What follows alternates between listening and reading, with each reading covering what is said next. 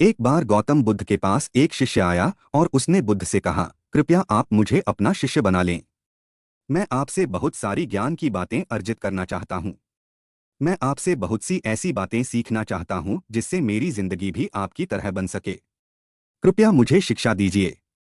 बुद्ध ने उस व्यक्ति को देखा और कहा, बेटे, यदि तुम मुझसे शिक्षा ग्रहण करना चाहते हो, कुछ भी सीखना चाहते हो, तो 10 दिन बाद वापस आना। वह व्यक्ति वहां से लौट गया और 10 दिन वापस आकर उसने बुद्ध से यही बात दोहराई कि उसे उनसे सीखना है। इस बार भी बुद्ध का यही जवाब था कि यदि सीखना है तो 10 दिन बाद आओ।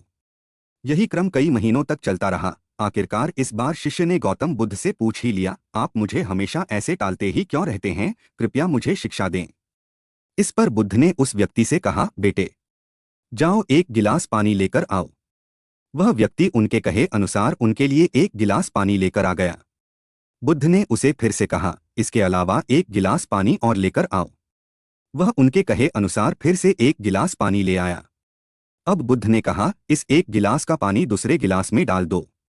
वह व्यक्ति बोला, महाराज, यदि मैंने ऐसा किया तो पहले गिलास का पानी पूरी तरह से बिखर जाएगा, लेकिन समाएगा नहीं। बुद्ध ने समझाते हुए अब उस व्यक्ति से कहा, बेटे, यही तो मेरा जवाब है। तुम सीखने के लिए तैयार नहीं हो। पहले से ही तुम्हारे अंदर इतने सारे पूर्वाग्रहों के ज्ञान से भरे हुए हो और उन्हें शाश्वत मानते हो। ऐसे में तुम नई चीज कैसे सीख सकते हो? यदि तुम्हें कुछ नई बातें सीखनी है तो इस बात का तुम्हें त्याग करना होगा कि तुम एक ज्ञानी हो। यदि तुम खुद से यह कहते रहोगे कि तुम्हें हर एक बात का ज्ञान है तो तुम कभी भी कुछ सीख नहीं सकते हो। इसलिए एक गिलास पानी को पहले खाली करो, तभी जब तुम उसमें दूसरे गिलास का पानी डालोगे तब वह उसमें समाएगा। इसलिए अपने दिमाग को खाली करो, खुद के पुराने विचारों को खाली करो, क्योंकि सीखने के लिए तुम्हें पूर्वाग्रह छोड़ना होगा।